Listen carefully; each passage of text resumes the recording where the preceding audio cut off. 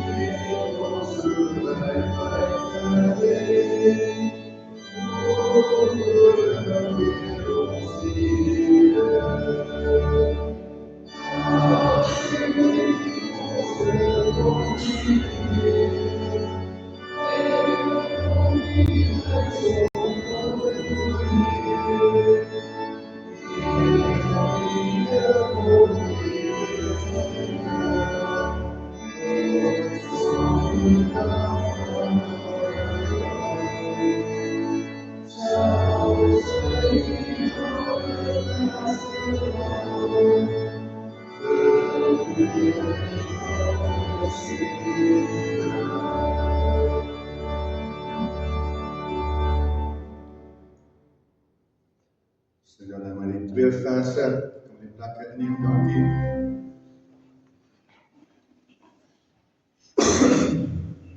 Ons gaan weer luister na die wet van die Here uit Eksodus 20.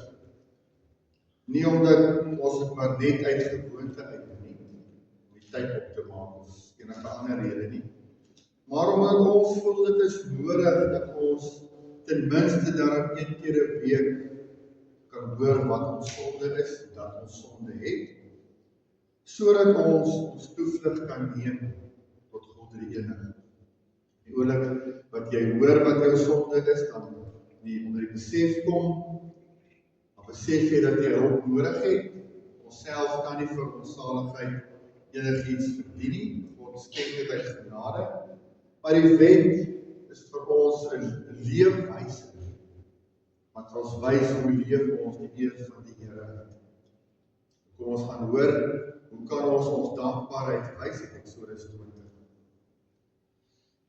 Toe het God al hierdie woorde gespreek, en gesê, ek is die Here jou God, wat jou uit Egipte land uit die slawehuis uitgelei het.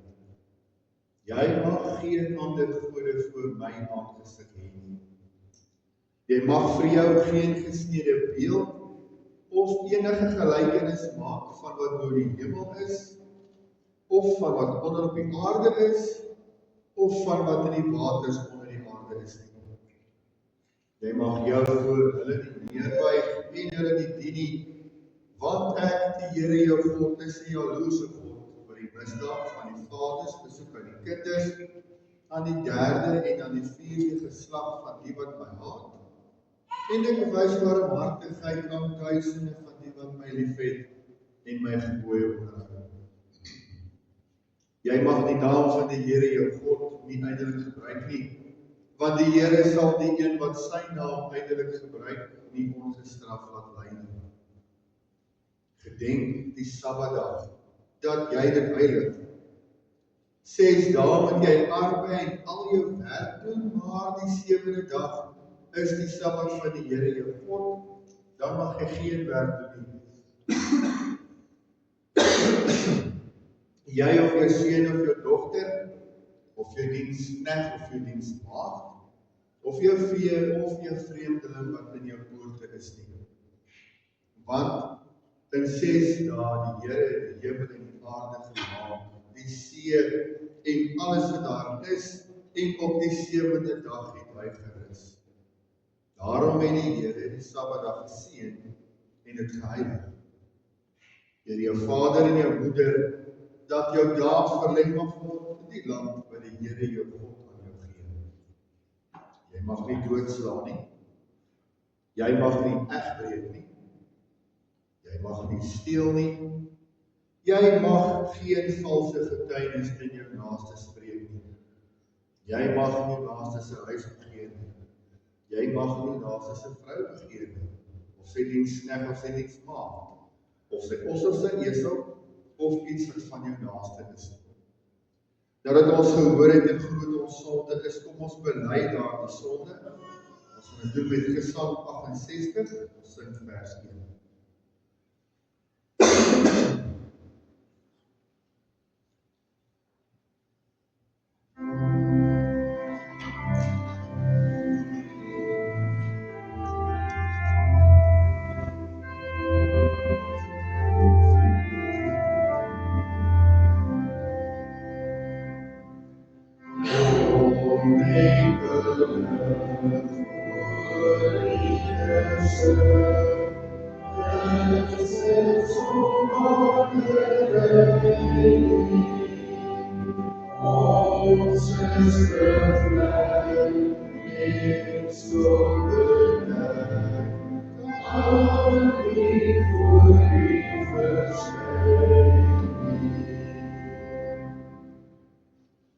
As ons nou met die sing van die gesang ons skuldbevlektheid en ons sondigheid voor die Here bely het, dan lees ons in Kolossense 2 vers 3 tot 15 en julle wat dood was deur die misdade en die onbesnedenheid van julle vlees, het hy saam met hom lewend gemaak, deurdat hy julle al die misdade vergeef het en die skuldbrief teen ons uitgedelg en weggeruim het, deur dit aan die kruis vas te naal, nadat hy die owerhede en magte uitgekleed en hulle in die openbaar tentoongestel en daardeur oor hulle getriomfeer.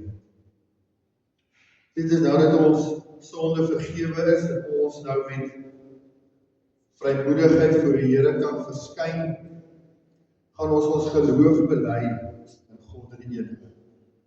Ek gaan die 12 artikels aan die voorhou. U sê dit in die harte agter my aan.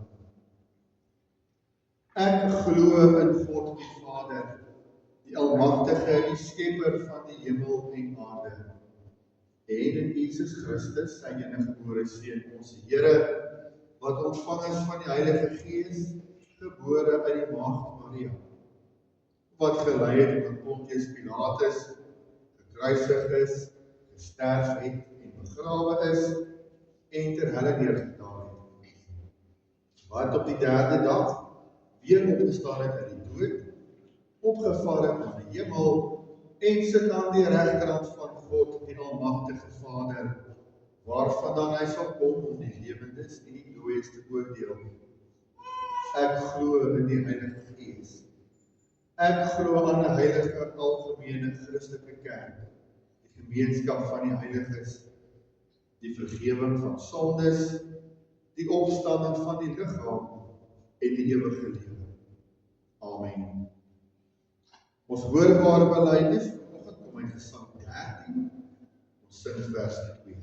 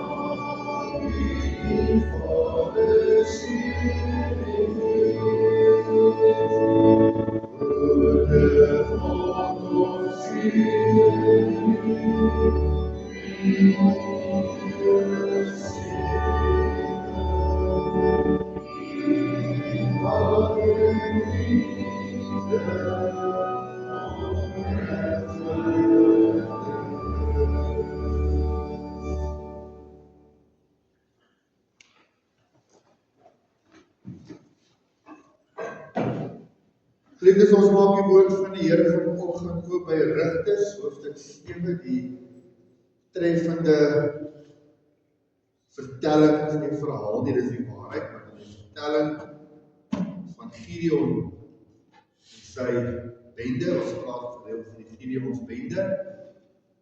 Die wonderwerke wat daarmee saamgegaan het, ons gaan lees uit Rigters 7 vanaf vers 1. Rigters 7 vanaf vers 1. Maar voordat ons gaan lees, gaan ons eers saam bid. Ons mag toe die oor.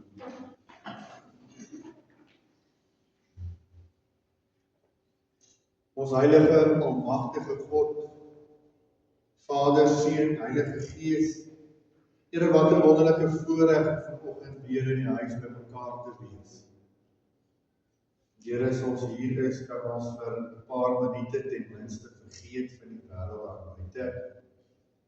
Ons ore uitdoof vir die geraas van die wêreld teen U, teen U woord, teen die kerk, teen ons kinders. En hier kan ons rustigheid en vrede vind onder die klank van U woord, waar ons die teenwoordigheid beleef.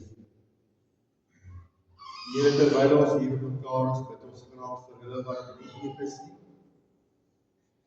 Ken dalk se omstandighede, ons dink veral aan hulle wat siek is, selfs die waarvan ons dalk nie weet nie.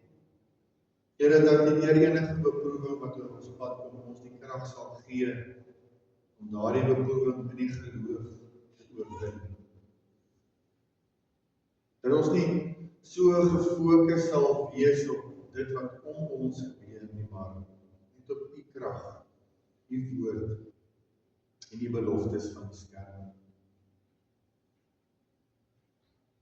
Dankie dat ons 'n deel wees van so 'n geloofsgemeenskap waar ons oor en oor oortuig word van U liefde vir ons.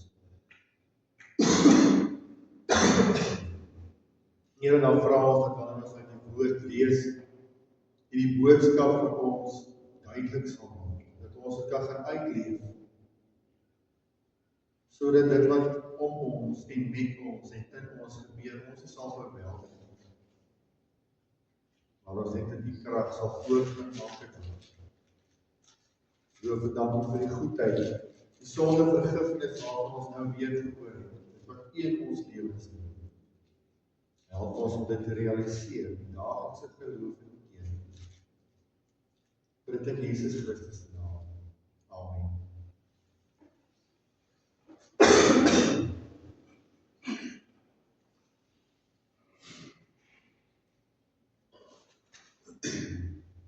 Tweede Rigters 7 vanaf vers 1. Daarna het Jerubbaal, dit is Gideon, en al die manskappe wat by hom was vroeg klaar gemaak. En hulle het laar opgestaan by die fontein Harod, terwyl die laar van die Midianiete ten noorde van hom was, van die heuwel môre af moet val.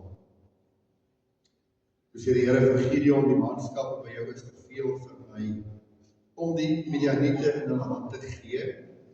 Anders dan Israel om teen my beroem, deur te sê my eie hand het my verlos. Roep dan nou tog uit voor die ore van die manskappe en sê, die wat bang is en bewe kan teruggaan en wegdraai van die gebergte van Gilead af. Toe het daar van die manskappe 22.000 omgedraai en 10.000 oorgebly. Daarom sê die Here vir Gideon, die manskappe is nog te veel. Bring hulle af na die water, dan sal ek hulle daar vir jou uitsien. En vanweë kan jou sê, hierdie een mag met jou saamgaan, die mag met jou saamgaan. Maar elkeen vanweë kan jou sê, hierdie een mag nie met jou saamgaan nie, die mag nie gaan.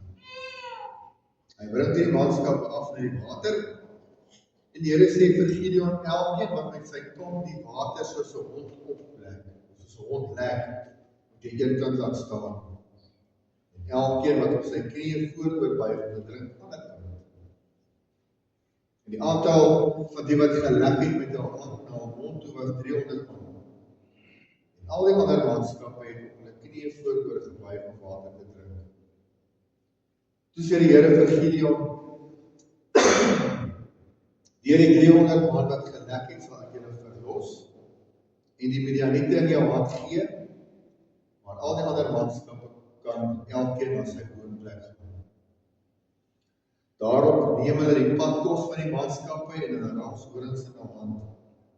En hy het al die manskappe van Israel laat gaan, elkeen na sy tente toe, maar 300 man het hy agtergehou, terwyl die laar van die Midianiete onderkant om die laagte was. Daardie dag het die Here vir hom gesê, staan op, gaan af van die laar wat ek gee dit in jou hand. En hy sê, waar is om te gaan? Gaan jy dan saam met jou dienaar Pira af van die laar, toe en luister wat hulle praat. En daarna sal jou hande sterk word, jy sal die laar aftrek. Hy gaan toe afstaan met sy dienaar Pira tot by die buitenste lyn van die gewapenes wat in die laar was.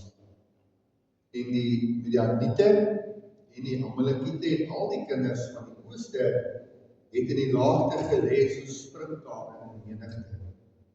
En hulle kamele was ontelbaar soos die sand aan die seestrand in menigte.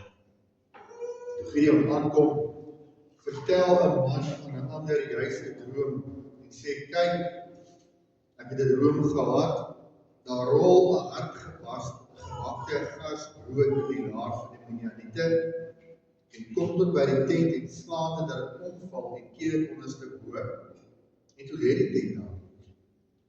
Die ander het geantwoord en gesê, dit is niks anders nie as die swaard van Gideon, die seun van Joas, die Israeliet. God het die Midianiete en die hele laar in sy hand gegee. Toe Gideon in die verhaal van die droom en sy uitleg gehoor het en aanbid, en hy teruggekeer na die laar van Israel en gesê, maak klaar, want die Here gee die laar van die Midianiete in julle hand.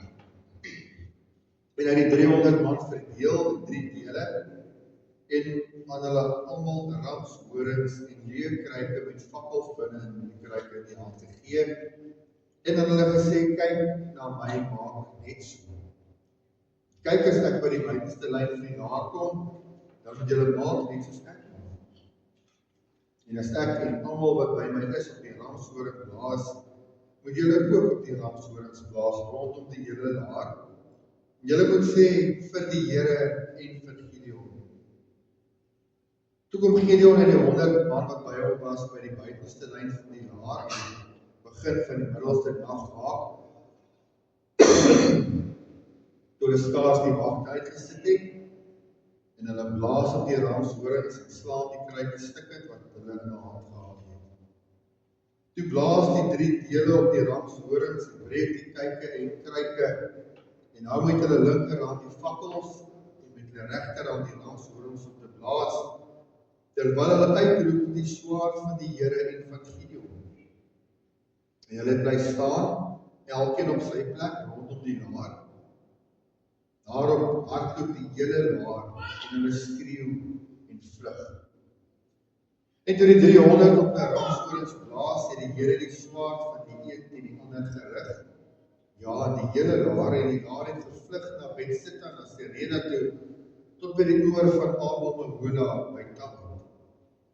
En die manskappe van Israel uit Naphtali en uit Aser en die hele Manasse is opgeroep en hulle die Midianiete agterna gejaag.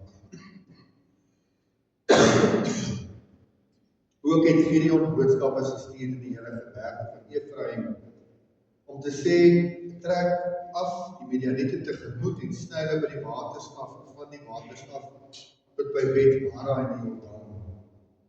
So het dan al die manskappe van Efraim in mekaar gekom en die waters beset tot by Bet-Bara in die Jordaan. En hulle het 2 vorste van die Midianiete gevang, Oreb en Seeb. Oreb het hulle gedood by die rots Oreb, en Seeb gedood by die Paskryp Seeb. En hulle het die Midianiete agtervolg en die hoof van Oreb en van Seeb het hulle na Gideon gebring oor met die Jordaan. Ons lees op hierdie gedeelte. Dit is al die dinge waarvan ons lees. Ons gaan net weer lees vers 2. Toe sê die Here vir Gideon, die manskappe by jou is te veel vir my om die Midianiete in hulle hand te gee. Anders kan Israel teen my beroep deur te sê, my eie hand het my verlos.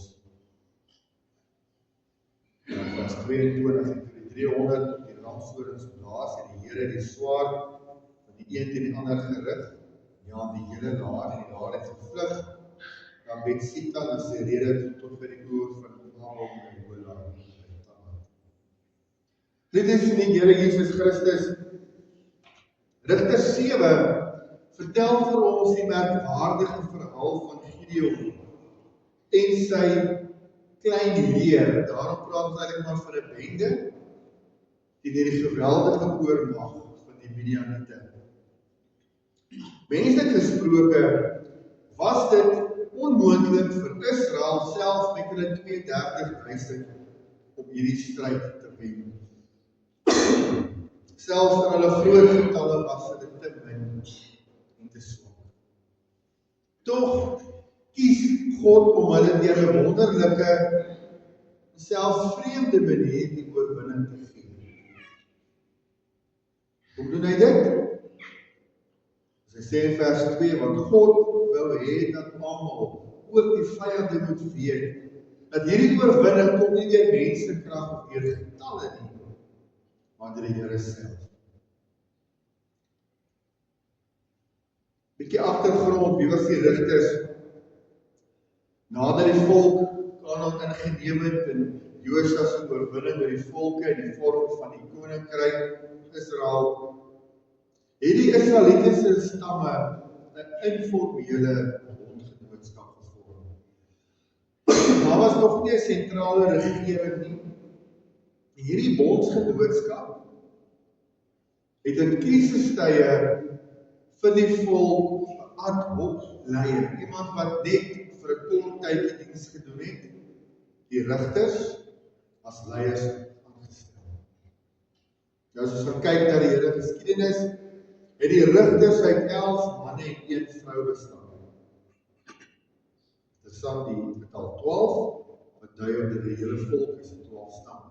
Nou, hierdie rigters het baie verskillende take gedoen. Hulle het in regsprake uitspraak gelewer. En die meeste van die rigters het gedurende oorlogstye as militêre leiers opgetree. Nou, hierdie leiers is deur God gestuur om die mense te verlos. En as die bedreiging verby is, staan daar die reël verwag dat die rigter sy posisie as militêre leier moes prysgee. Daarom, as ons gelees van al die rigters so Simson, lees hy sy verhaal en dan niks meer.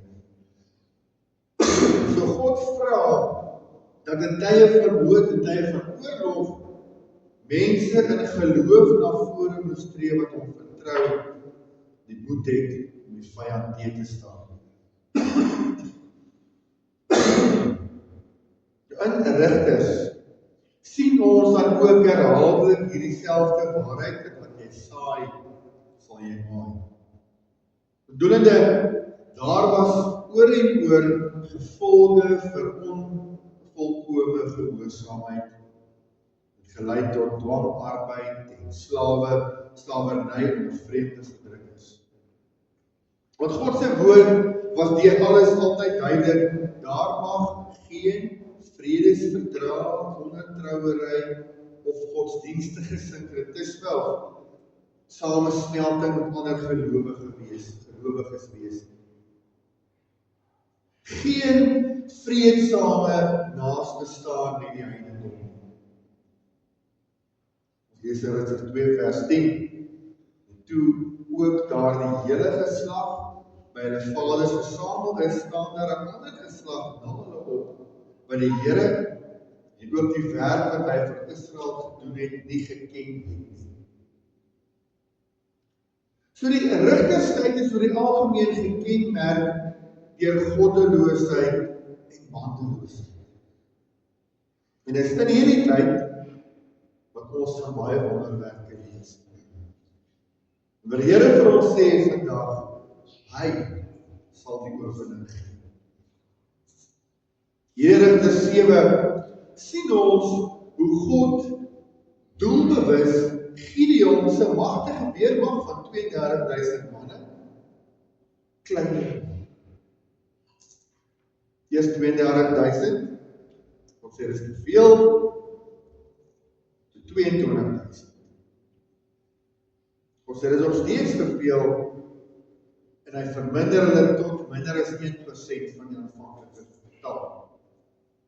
Terwyl ons lees die vyand lê voor hulle so sprinkane in menigte, die wat al 'n sprinkaanplaag beleef het, sal weet die grond sommer so bewe soos wat die sprinkane oor die gras beweeg.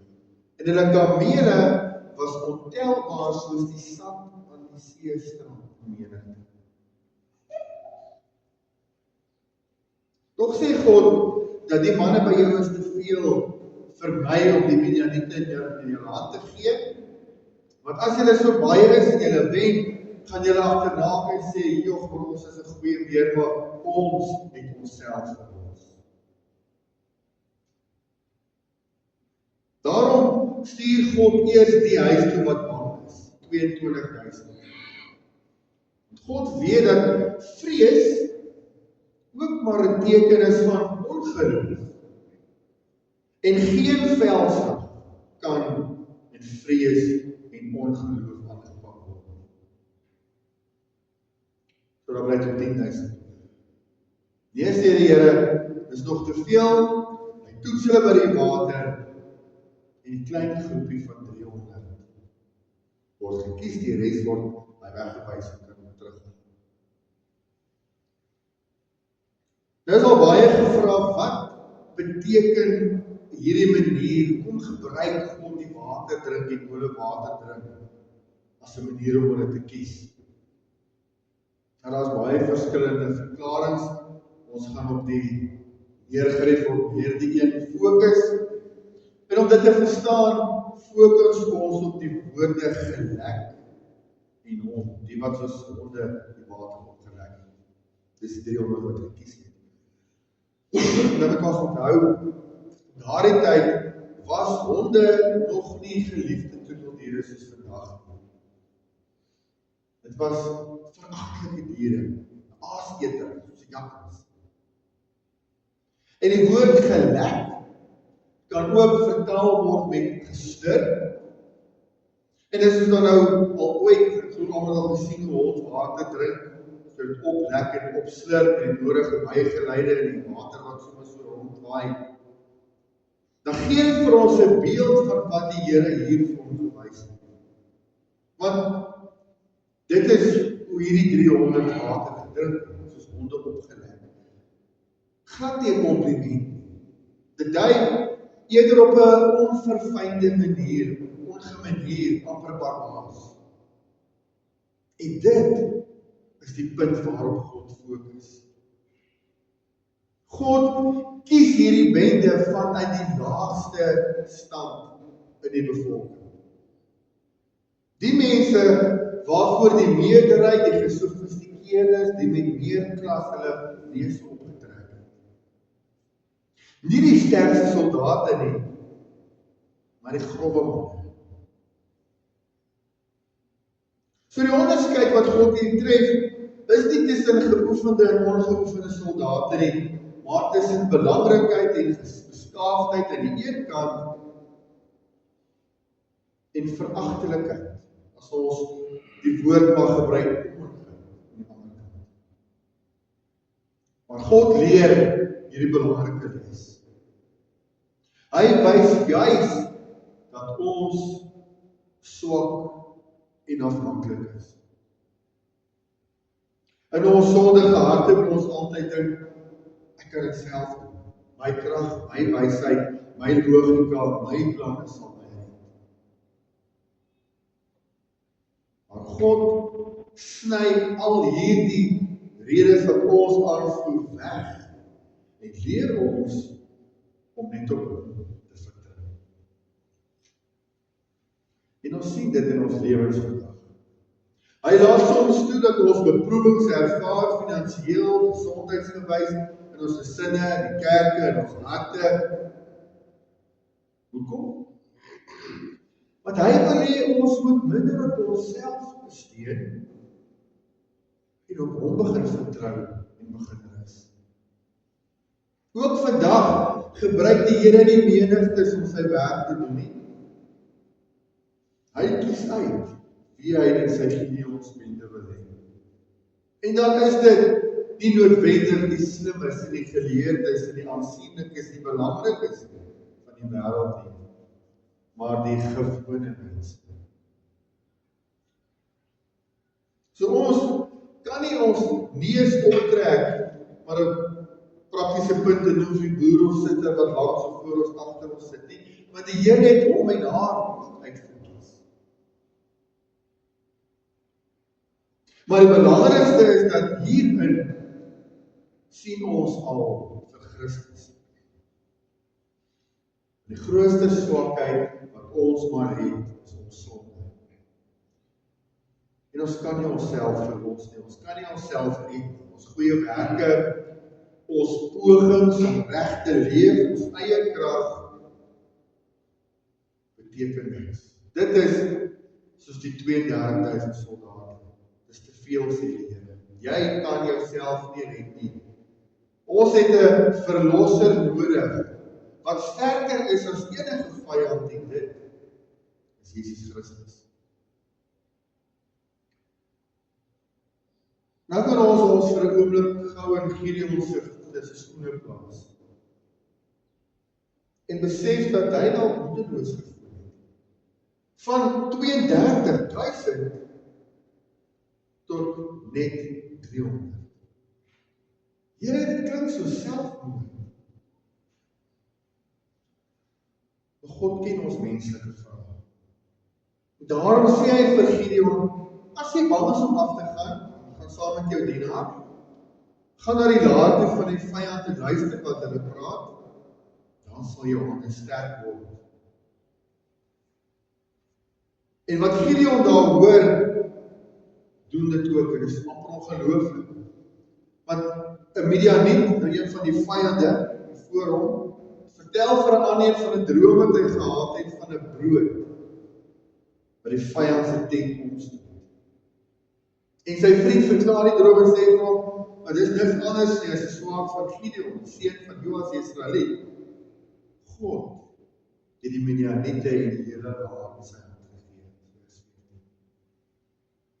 En dis al wat Gideon nodig het om te hoor om versterk te word, bemoedig te word. En hy val neer, hy aanbid die Here en hy gaan met moed en geloof na sy manne.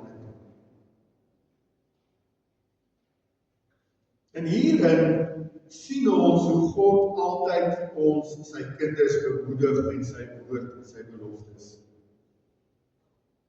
Die grootste teëspoed en die grootste probleem en hartseer, sê hy vir ons, moenie vrees nie.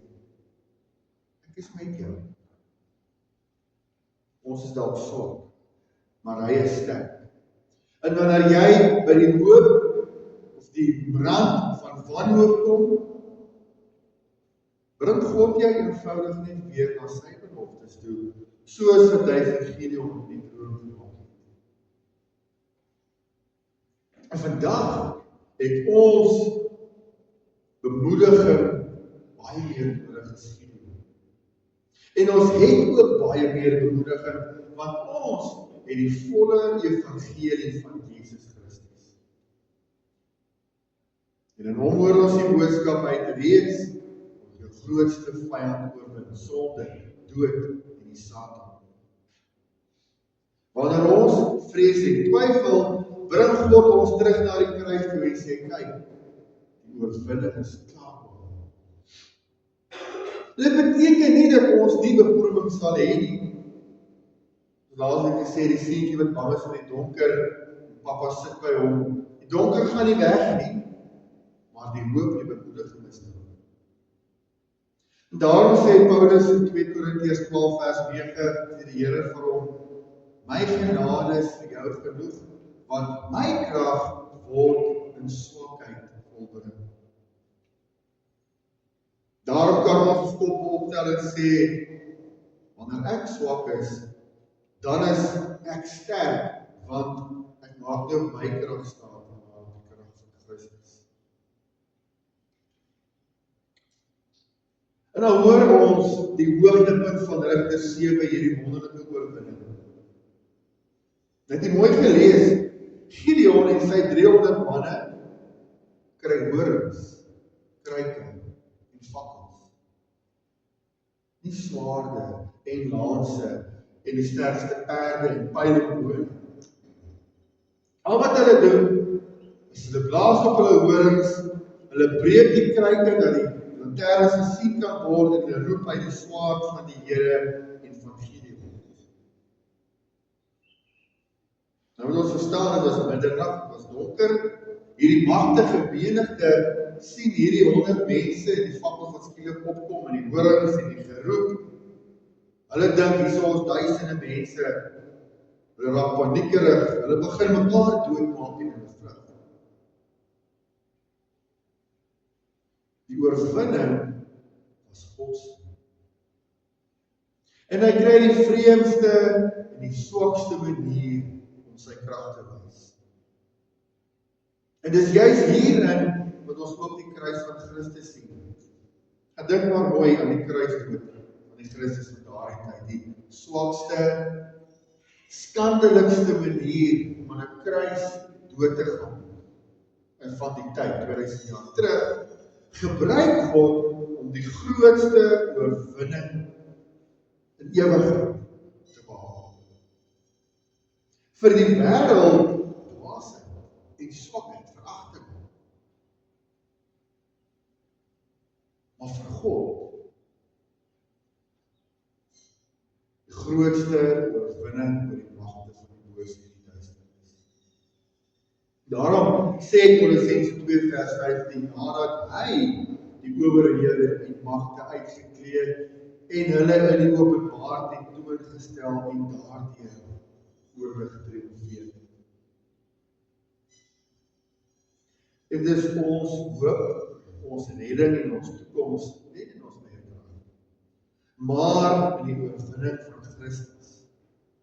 En net soos Gideon en sy manne kon sê, God het dit gedoen, so sê ons vandag, God het in Christus oorwin.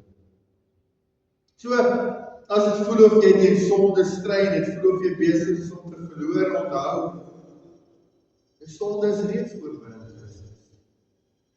As jy deur 'n moeilike situasie gaan, onthou, God is getrou. Hierdie situasie is maar net deel van sy plan vir jou lewe en hy sal sy plan voltooi tot jou voordeel. As jy bang is vir die toekoms, onthou Jesus leef. En hy is jou persoonlike oorwinnaar. Hy bepaal jou toekoms, nie onsself. Ons het in die week weer berigte gesien en gehoor van die regering en of ander minister, en naam onthou nie, wat besig is met 'n wetsontwerp waar sy kerke, Christelike kerke wil reguleer, wat dominees hulle preke moet laat goedkeur, waar hulle moet gaan verslag doen aan die regering. Gevaar.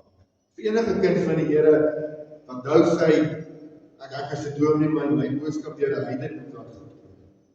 Belaglik is dit, maar dit is deel van die vervolging waarmee ons te doen het. En in ons hele lewe leer ons vanoggend 3 groot waarhede. God wys ons op swakheid, sodat ons op hom kan vertrou. God gee ons bemoediging deur sy beloftes en deur Jesus Christus. Op die einde bring hy die oorwinning. Nie ons krag nie, maar net die kruis van Jesus Christus. As dit voel of dinge te erg raak, kan nou net nie meer nie. Onthou, God sal die oorwinning gee.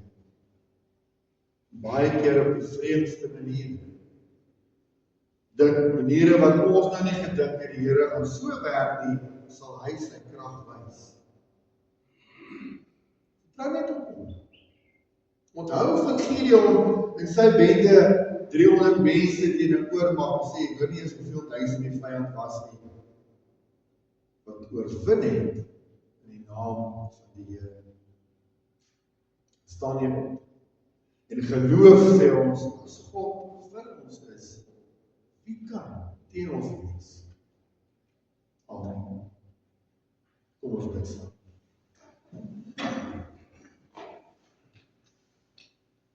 Ons heilige God en hemelse Vader, Here, U het ons weer vandag deur U woord herinner dat die oorwinning oor alles wat vir ons gevaar inhou, nie in ons eie krag gebeur nie, net vanuit onsself uitkom nie, maar in U hand alleen.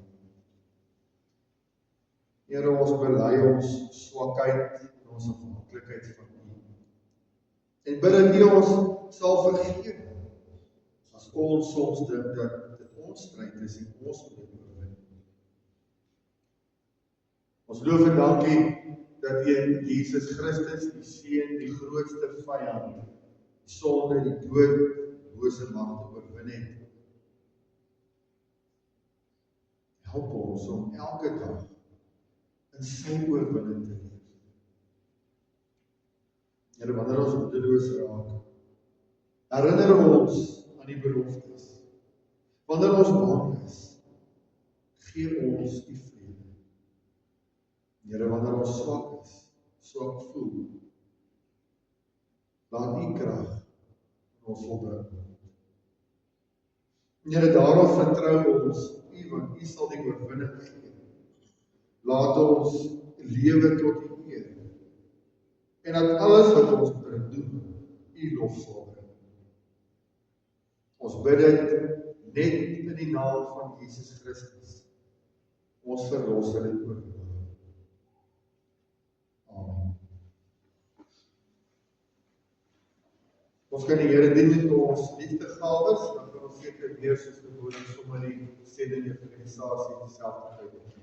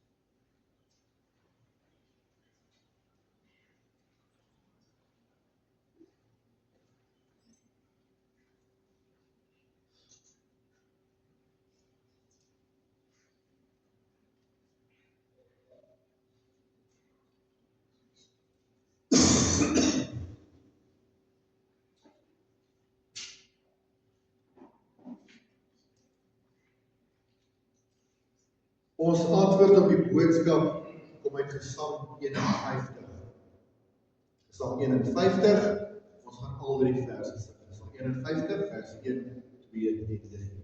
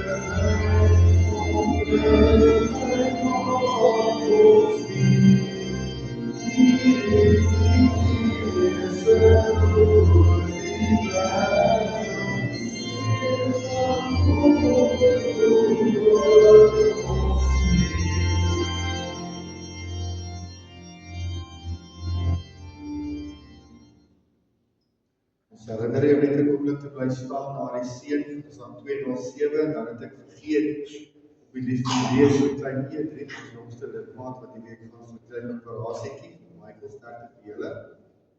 So dit gaan goed. Maar kom ons ontvang nou die seën van die Here. Dan gaan ons in sy vrede. Die Here sal jou seën en jou behoed. Die Here sal sy aangesig oor jou skyn en jou genadig wees. En die Here sal sy aangesig oor jou verhef en aan jou sy vrede gee. Amen.